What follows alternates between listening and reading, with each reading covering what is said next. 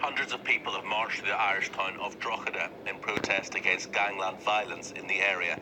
It follows the murder of a 17-year-old whose dismembered body parts were found in 2 locations in Dublin. A warning: this report from our senior Ireland correspondent David Blevins contains a description of the murder that some viewers may find distressing. The barbaric murder of Cian Mulready Woods has stunned Ireland.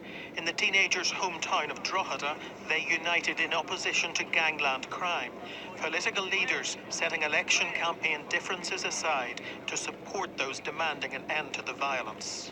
People recognise that some kind of threshold of decency, if there was ever a threshold, has been crossed.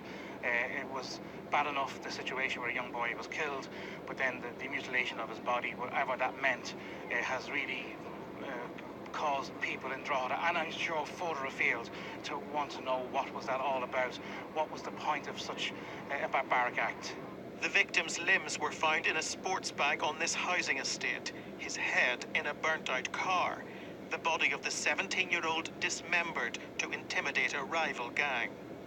Irish police are still investigating reports the murder was filmed on a smartphone by ruthless criminals recruiting what one veteran crime correspondent calls child soldiers.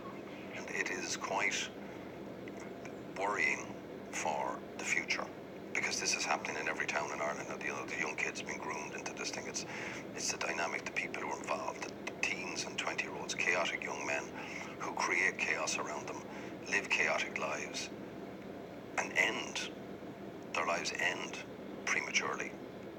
Philip became a drug addict and dealer at the age of 14. He says young men enticed by the trappings of crime need a miracle. When you're so young involved in it, and you get a taste of the money, and you get a taste of the power as a young boy, and you're drawn to people who you see as have made it, there's a tremendous power that takes over your life, and it's nearly like you're addicted to that whole lifestyle. To break out of it is nearly impossible. This community is sending a message not just to those who sell drugs, but to those who buy them. Cocaine use is at record levels in Ireland, and it's that unprecedented demand that's fueling such violence between suppliers.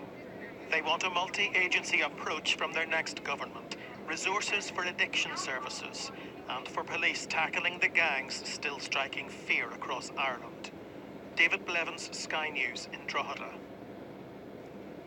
This is Sky News. Coming up next in the sport.